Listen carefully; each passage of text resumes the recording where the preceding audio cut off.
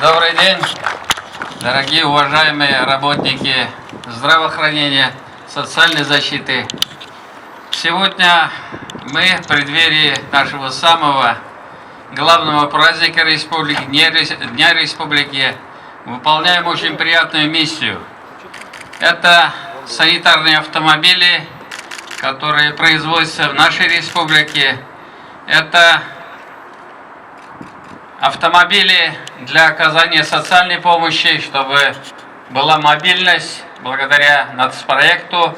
Этот проект, это вот эти мобильные комплексы, их 4, одна уже работает. Здесь комплекс у соседей купили, но автомобиль самый современный, автомобиль тягач, повышенной проходимости и, конечно, большой грузоподъемности, с задачей, чтобы мы могли доехать до любого населенного пункта республики.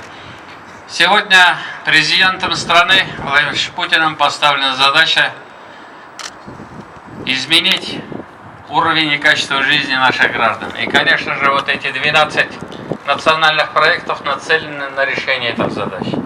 А все, что связано с качеством жизни, во многом зависит от четкой слаженной работы системы здравоохранения и, конечно же, социальной защиты.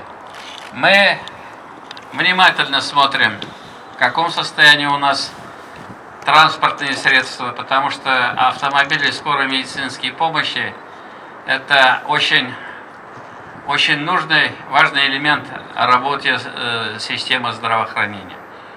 Очень приятно, что первая партия «Фиатов», которая производилась у нас, она уже отработала достойно, но вот Ford Transit, автомобиль, который делается в Елабуге, и то, что он оснащен по самым последним стандартам, ну и автомобили производства города Тольятти, ВАЗовские автомобили, они, если вы посмотрели, тоже произведены с учетом тех задач, которые необходимы для решения вопросов социальной защиты. Я хотел бы, во-первых, всех нас поздравить с прекрасным проведением чемпионата мира WorldSkills. Президент нашей страны Владимир Путин дал высокую оценку в целом подготовки, ну и то, что все это происходило в Татарстане, это, конечно, наша совместная работа. Все наши службы, в том числе здравоохранения, социальной защиты, они активно были вовлечены в это большое мероприятие.